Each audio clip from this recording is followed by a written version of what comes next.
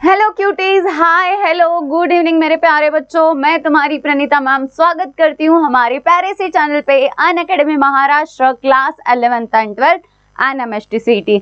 आज हम देखने वाले हैं लिविंग वर्ल्ड का वन शॉट। ये जो सेशन रहेगा यहाँ पे आपके ये यूनिट 1 का फर्स्ट चैप्टर है और यहाँ पे हम सारे कंसेप्ट क्लियर करेंगे। लेट्स स्टार्ट टुडे सेशन, जहाँ पे हम बात करेंगे। पहले हम देखेंगे लिविंग एंड नॉन लिविंग क्या होता है। ये तो मैम हमें पता ही है, बोला हम क्लास 6 से पढ़ते आ रहे हैं। लिविंग और नॉन लिविंग की कैरेक्टरिस्टिक्स क्या है। देन हम देखने वाले हैं कौन सी है, जैसे रिप्रोडक्शन है, मेटाबॉलिज्म है, नॉमेनक्लेचर, टेक्सोनॉमी। ये सारी चीजें हम आज वाले सेशन में देखेंगे। हमारा जो यूनिट फर्स्ट है बच्चों, यूनिट फर्स्ट में हमारे कितने चैप्टर है? 4 चैप्टर है। कितने हैं? 4 चैप्टर। तो ये जो 4 चैप्टर है ये एक दूसरे से रिलेटेड है, मतलब ये तुम स्टेप वाइज पढ़ोगे। पहले चैप्टर में कुछ चीजें पढ़ोगे, सेकंड में कुछ, थर्ड में कुछ और फोर्थ में कुछ। ठीक है, तो लेट्स स्टार्ट करते हैं आज का सेशन। सबसे पहले हम देखने वाले हैं लिविंग थिंग्स और नॉन लिविंग थिंग्स के बारे में, मतलब लिविंग ऑर्गेनिज्म और नॉन लिविंग ऑर्गेनिज्म। मुझे ये बता दो कि ये पेन लिविंग है क्या? आप लिविंग हो क्या? मैं लिविंग हूँ। ठीक है, अब ये दोनों जो लिविंग ऑर्गेनिज्म है या नॉन लिविंग है, उससे हमें पता कैसे चलता है कि कौन सा लिविंग है और कौन सा नॉन लिविंग है। मतलब भी कुछ ऐसी चीजें होगी जो नॉन लिविंग के पास नहीं है, लिविंग थिंग के पास है। मतलब एक्स्ट्रा स्पेसिफिक चीज है जो किसके पास है? सिर्फ लिविंग ऑर्गेनिज्म के पास है। इसी को हम क्या बोलेंगे? कैरेक्टर्स बोलेंगे। क्या बोलेंगे बच्चा? कैरेक्टर्स और फीचर्स जो वो ऑर्गेनिज्म के पास होता है। ठीक है, तो let's start with living and non living में। सबसे पहले हम देखेंगे ग्रोथ। क्या होती है ग्रोथ? सिर्फ हाइट बढ़ाना ग्रोथ होती है क्या? नहीं। ठीक है, लिविंग थिंग मतलब ग्रोथ मतलब क्या? साइज में इंक्रीज होना, मास में इंक्रीज होना और हाइट में इंक्रीज होना। ठीक है, अब किससे होती है मैडम? क्लास 10th में पढ़ा है। क्या है? Cell division. कौन से cell division? Mitosis, development, growth and development पढ़ा नहीं था उसका फंक्शन, तो सेल डिवीजन की वजह से होती है बच्चा। अब जो एनिमल्स होते हैं ये जो है ये जिंदगी भर ग्रो होते रहेंगे क्या? नहीं। ठीक है, एनिमल जो है, ठीक है, अगर मैं एनिमल्स की बात करती हूँ तो एनिमल्स एंड प्लांट्स, एनिमल्स, ठीक है, और प्लांट्स, मैं दोनों में अगर डिफरेंस देखती हूँ बच्चा, ठीक है, ये जो है मतलब समझो अगर बेबी हुआ है, बेबी से लेके ये अडल्ट जब तक बनेगा तब तक ये एज होगी। ठीक है, और बाद में क्या हो जाएगा? स्टॉप हो जाएगा। मतलब इससे मुझे ये पता चल रहा है कि जो ग्रोथ है ये एक सर्टेन एज तक ही ग्रो होता है, होती है किसमें? एनिमल्स में। बट अगर मैं प्लांट्स की बात करूंगी, यहाँ पे जैसे अगर सीड डाल दी हमने, ठीक है, यहाँ पे समझो सीड है, यहाँ पे प्लांट ग्रो होता जा रहा है, प्लांट ग्रो हो रहा है। ठीक है, यहाँ पे अगर कोई ट्री है समझो, ठीक है, अब समझो ये ट्री है, ये जो ट्री है ये बहुत सालों तक कंटिन्यूअसली ग्रो होता रहेगा। मतलब क्या हो गया? ग्रोथ उसकी स्टॉप हो रही है कि एक सर्टेन एज तक जाके स्टॉप हो रही है क्या? नहीं। तो ग्रोथ में तुम्हें याद रखना है कि ग्रोथ एनिमल्स की एक सर्टेन एज तक ही होती है, बट अगर इन केस ऑफ प्लांट वैसा नहीं होता है। मतलब यहाँ पे लिमिटेड ग्रोथ है और यहाँ पे है अनलिमिटेड। अनलिमिटेड मतलब चलते रहेगा जिंदगी भर। ठीक है, उसके बाद अगर हम बात करेंगे, देखो वही पॉइंट यहाँ पे बोला गया है। ठीक है, ग्रोथ एनिमल्स की एक सर्टेन एज तक होती है, then later there is only replacement होगा। जो भी सेल क्या हो जाएगा? डेथ हो जाती है, लग जाएगा हमें, तो वो सेल रिप्लेस हो जाएगी। ठीक है, रिप्लेसमेंट होगा।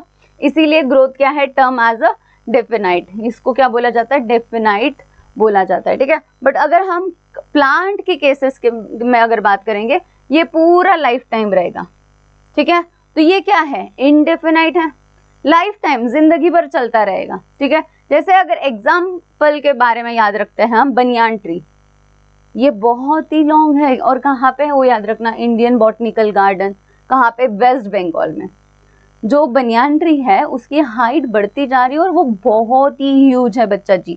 तो इससे हमें ये पता चल रहा है कि जो प्लांट्स की है जो हाइट है या उसमें जो ग्रोथ होती है ये सर्टेन एज तक नहीं होती है मैम, इसीलिए वो क्या है? इनडेफिनाइट है। ठीक है, और अगर जो एनिमल्स है उनकी सिर्फ सर्टेन एज तक हो रही है, दैट इज अ डेफिनाइट। ठीक है, चलो आगे बढ़े।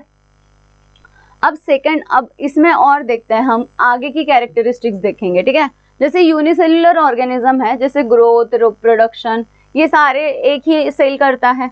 अगर हम प्लांट की बात करते हैं, ग्रोथ, रिप्रोडक्शन 2 सेपरेटेड फिनोमेना से होती है। ठीक है, लिविंग ऑर्गेनिज्म जो होते हैं due to the addition of inside. अब ग्रोथ मुझे बता दो, ठीक है, ग्रोथ का दूसरा फंडा है, ठीक है। अब ग्रोथ बॉडी के अंदर भी होगी और ग्रोथ बॉडी के बाहर से भी होगी, मतलब इंटरनल ग्रोथ भी है, ठीक है। कोई ऑर्गेनिज्म सिर्फ बाहर बाहर से बढ़ता है क्या? नहीं, उसके बॉडी के अंदर भी ग्रोथ हो रही है और बाहर भी ग्रोथ हो रही है। तो ग्रोथ का तो मैं दूसरी चीज याद रखनी है कि बॉडी के अंदर हो रहा है उसको बोलेंगे इंट्रिंसिक ग्रोथ, ठीक है। और जो बॉडी के बाहर हो रही है जिसको बोलेंगे, क्या बोलेंगे, एक्सटर्नल एंड इंटरनल ग्रोथ, ठीक है। अब ये किसकी होती है? ये तो सैंड ड्यूज, ग्लेशियर, इनकी होती है। तो ये गुड एग्जाम्पल है क्या? बाहर से, जैसे पहाड़ समझो, इसकी ग्रोथ होगी ना, ठीक है, बट ये तो लिविंग थिंग नहीं है मैम, ठीक है। तो वही बोला है, जो लिविंग ग्रोथ वाली जो प्रॉपर्टी है ये बस लिविंग बीइंग की नहीं है, ये नॉन लिविंग थिंग की भी है, इसीलिए इसको डिफाइनिंग कैरेक्टरिस्टिक्स नहीं माना जाता है। क्यों? क्योंकि अब समझो नॉन लिविंग का भी हो रहा है ग्रोथ और लिविंग का भी हो रहा है, तो हम थोड़ी बोलेंगे ये सिर्फ किसमें, लिविंग ऑर्गेनिज्म में होता है करके नहीं बोल पाएंगे, इसीलिए वो डिफाइनिंग कैरेक्टरिस्टिक्स नहीं है, ठीक है, कैन नॉट, ठीक है। चलो नेक्स्ट, अब आते हैं रिप्रोडक्शन, ठीक है। नाम पे ही है रिप्रोडक्शन, मतलब क्या, एक न्यू ऑफस्प्रिंग बन रहा है, बट किससे बन रहा है? उससे पेरेंट से बन रहा है। इसी प्रोसेस को बोला जाता है रिप्रोडक्शन। और अगर हम रिप्रोडक्शन की बात करेंगे, अब मुझे बताओ कोई ऑर्गेनिज्म रिप्रोडक्शन नहीं कर रहा है, ठीक है, तो वो जिंदा रहेगा कि नहीं रहेगा? ऑफ कोर्स रहेगा, क्योंकि सर्वाइवल के लिए रिप्रोडक्शन जरूरी नहीं है, जिंदा रहने के लिए रिप्रोडक्शन जरूरी नहीं है, बट रिप्रोडक्शन उसकी स्पीसीज को जिंदा रखने के लिए इंपॉर्टेंट है, ठीक है बच्चा जी। मतलब it's not essential for the survival of individual but essential for the survival of species. अगर समझो कोई एक डॉग की फैमिली है, ठीक है, एक स्पीसीज है डॉग की, अगर ये रिप्रोडक्शन नहीं करेगा, ठीक है, ये रिप्रोडक्शन नहीं किया समझो, ठीक है, ये रिप्रोडक्शन नहीं कर रहा है, ये नहीं करेगा रिप्रोडक्शन, तो मुझे बताओ ये आगे बढ़ेगा कहाँ? इसकी स्पीसीज खत्म नहीं हो जाएगी? तो इसीलिए ये स्पीसीज जिंदा रहने के लिए इंपॉर्टेंट है। ये डॉग जिंदा रहने के लिए इंपॉर्टेंट है क्या? नहीं, ठीक है। चलो अब अगर हम बात करेंगे रिप्रोडक्शन के दो टाइप्स है, एक तो असेक्सुअल रिप्रोडक्शन, ठीक है, दूसरा है सेक्सुअल रिप्रोडक्शन। असेक्सुअल रिप्रोडक्शन में बच्चा एक ही सिंगल पेरेंट इन्वॉल्व होता है, मतलब क्या, the process in which only single parent involve, इसीलिए वो क्या हो गया? यूनिपेरेंटल हो गया।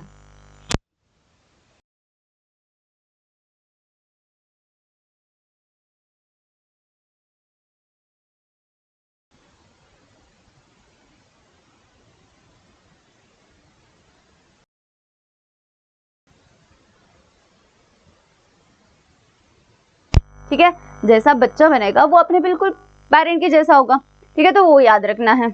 अगर हम बात करते हैं सेक्सुअल रिप्रोडक्शन की, यहाँ पे बाय पेरेंटल होता है, मतलब टू डिफरेंट सेक्सेस इन्वॉल्व होते हैं। कौन से टू डिफरेंट है? मेल एंड फीमेल बच्चा, मेल एंड फीमेल। अब मुझे बताओ, मेल एंड फीमेल है तो इनके गैमेट्स आएंगे ना, तो फ्यूजन ऑफ गैमेट होगा कि नहीं होगा मैडम, ठीक है। अब अगर मेल एंड फीमेल है तो दोनों के कुछ कुछ कैरेक्टर आएंगे, तो जैसे का वैसा तो बनेगा नहीं, आइडेंटिकल होगा क्या? नहीं होगा। तो ये वैरी करता है, जेनेटिकली आइडेंटिकल ये नहीं होता है, ठीक है, अलग होता है, जेनेटिकली वैरी करता है, आइडेंटिकल बिल्कुल भी नहीं होता, ठीक है। चलो अब आते हैं कुछ टाइप्स ऑफ रिप्रोडक्शन, जिसमें पहला है spore formation. Spore formation fungi जो होती है मल्टीप्लाई करती है, spread usually due to the asexual spore, ठीक है, ओके, मतलब कैसे, ये स्पाइरो वगैरह इसका एग्जाम्पल है, ठीक है। तो यहाँ पे ये स्पोर रहते हैं और ये स्पोर अगर ये फूट गया समझो, स्पोरेंजियम, वो स्पोर कहाँ पे आएंगे? नीचे गिर जाएंगे और वही स्पोर क्या करेगा? न्यू ऑफस्प्रिंग फॉर्म करेगा, तो वो हो गया। बर्डिंग में याद रखना है तुम्हें, बर्डिंग में क्या याद रखोगे? एक ये समझो एक ऑर्गेनिज्म है, यहाँ पे छोटा सा आउटग्रोथ हुआ है, इसको हम बोलते हैं बर्ड। ये अपना खाना अपने पेरेंट सेल से लेता है और ये खुद को डिटैच कर लेता है और न्यू ऑफस्प्रिंग बन जाता है, उसको बोला जाता है बर्डिंग, ठीक है। अब रीजनरेशन की बात करूंगी, समझो प्लानेरिया है, ठीक है, ओके, समझो ये प्लानेरिया, इसका हेड वाला रीजन ये हो गया, टेल वाला रीजन ये हो गया। अगर समझो इसको कट कर दिया,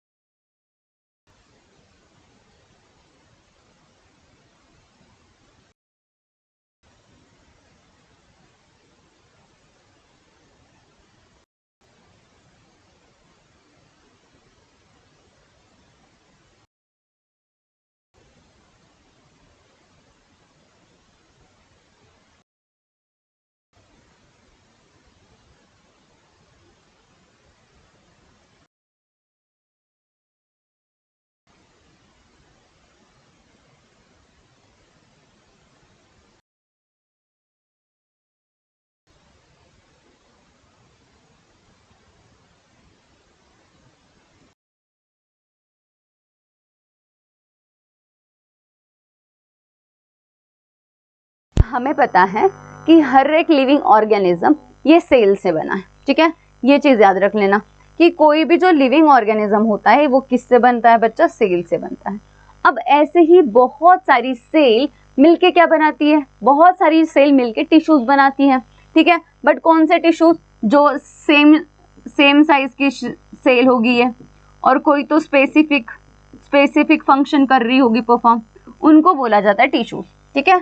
ओके, अब ऐसे ही बहुत सारे टिश्यूज बन के ऑर्गन बनता है, और ऐसे ही ऑर्गन बना के मल्टीपल ऑर्गन सिस्टम बनती है। और हम जो है, ह्यूमंस जो है या ऑर्गेनिज्म है, ये जो मल्टीपल सिस्टम्स होती है उनके बॉडी में, तो कोई भी ऑर्गेनिज्म एक सिस्टम से बना होता है क्या, नहीं, देयर आर मल्टीपल सिस्टम, जैसे digestive system, respiratory system, reproductive system, ठीक है, एक्सक्रीटरी सिस्टम, तो बहुत सारे सिस्टम से हम बनते हैं। तो इसमें हम डेफिनेटली बोल सकते हैं, देखो, all living being made up of cell, फिर यही सेल क्या बनाती है, टिश्यूज बनाती है, ठीक है, और यही टिश्यूज बाद में ऑर्गेनल्स बनाते हैं, और यही इंटरेक्ट करके क्या बनाएंगे, एक सिस्टम बनाएंगे। इसमें याद रखना है तुम्हें कि cellular organisation is defining character property of living organism.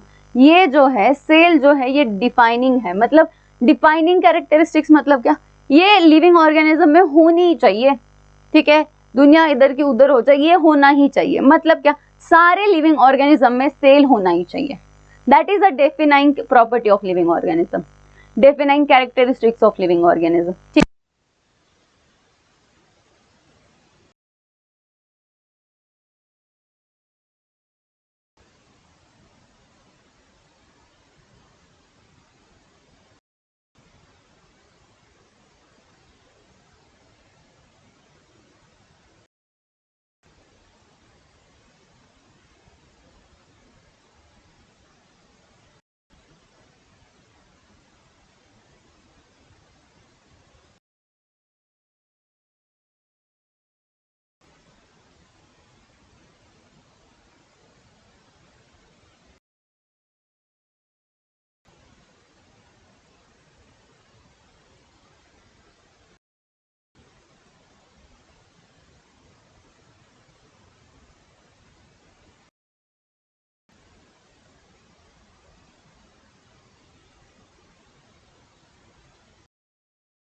अपने लीव्स क्या कर लेता है,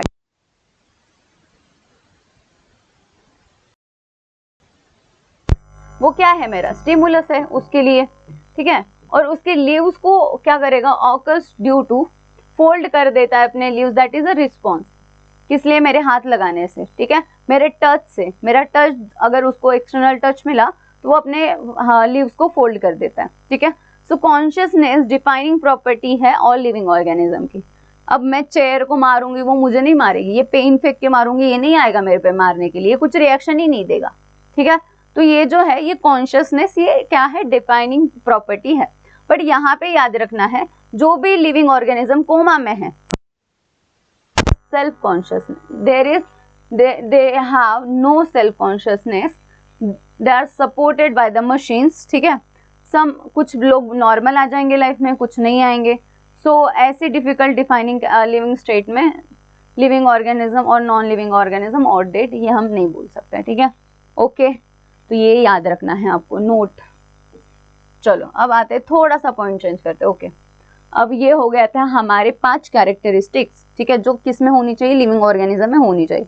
पहला था ग्रोथ, सेकंड हमने देखा रिप्रोडक्शन का, मेटाबॉलिज्म, फिर हमने देखा क्या, सेल वाली चीज, फिफ्थ हमने देखी थी कॉन्शियसनेस। तो ये पांचों तुम्हें याद रखनी है क्यूटीज। अब हम देखने वाले हैं टेक्सोनॉमिकल एड्स, यहाँ पे क्या है, ठीक है। देखो, अब सबसे पहले देखेंगे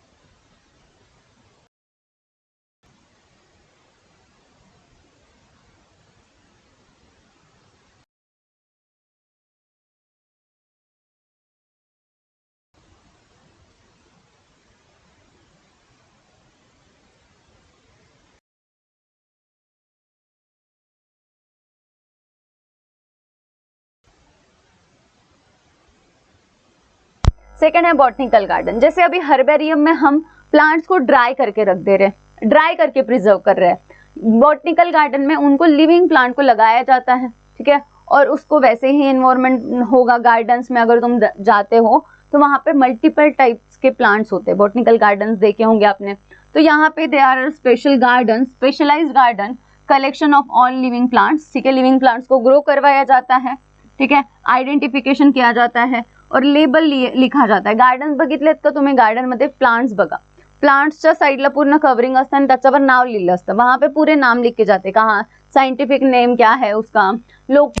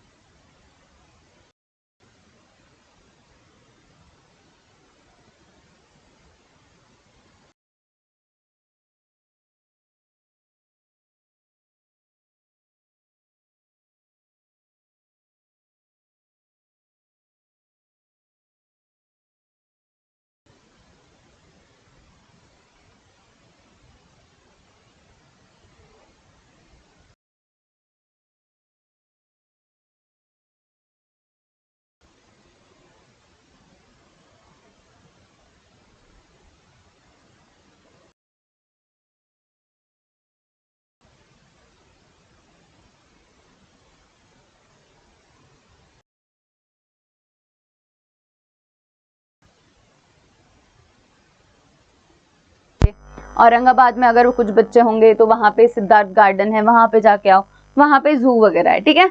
चलो अब आएंगे कुछ टेक्सोनॉमिकल एड्स में, जैसे कैटलॉग्स। ये क्या होता है, क्या होता है, लिस्ट विच मैथमेटिकली यहाँ पे सारी स्पीसीज के बारे में और वो कहाँ पे मिली है, हमें उसका पर्टिकुलर प्लेस कहाँ है वो इसमें हमें कैटलॉग में मिलेगा, ठीक है। कोई भी स्पीसीज है और पर्टिकुलरली वो कहाँ पे मिली है उसके बारे में। अगर हम मैनुअल के बारे में बात करते हैं, ये करता है हमें प्रोवाइड सारा इंफॉर्मेशन अबाउट द स्पीसीज, कहाँ पे मिली है, इसीलिए उसको बोला गया है मैनुअल, ठीक है। सारा रिकॉर्ड रहेगा मैनुअल में सारा रिकॉर्ड रहेगा, कहाँ पे स्पीसीज मिली है, उसका लोकेशन क्या है, वो सारी चीजें। की में याद रखना है, ये टूल है आइडेंटिफाई करने के लिए कोई भी अननोन ऑर्गेनिज्म के बारे में, ठीक है।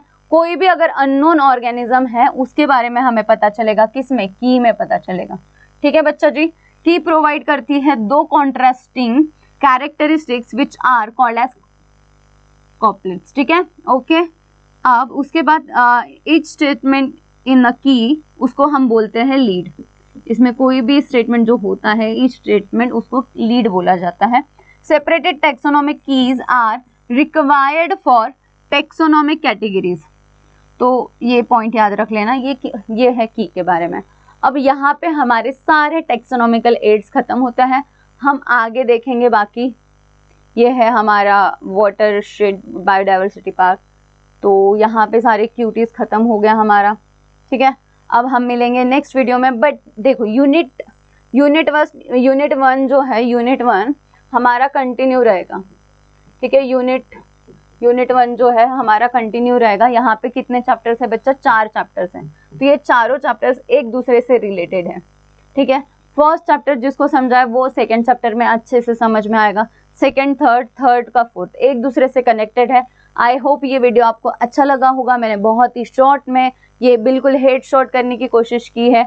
आपको अगर ये वीडियो अच्छा लगा होगा तो जल्दी से जल्दी कमेंट कर देना आपको कैसा लगा है वीडियो। और आप इस चैनल पे नए होंगे तो सब्सक्राइब कर लो, लाइक करना भूलना नहीं और शेयर करना नहीं। चलो मिलते हैं नेक्स्ट वीडियो में और thank you so much for watching मेरे cuties. Bye bye, take care, जय हिंद, जय महाराष्ट्र।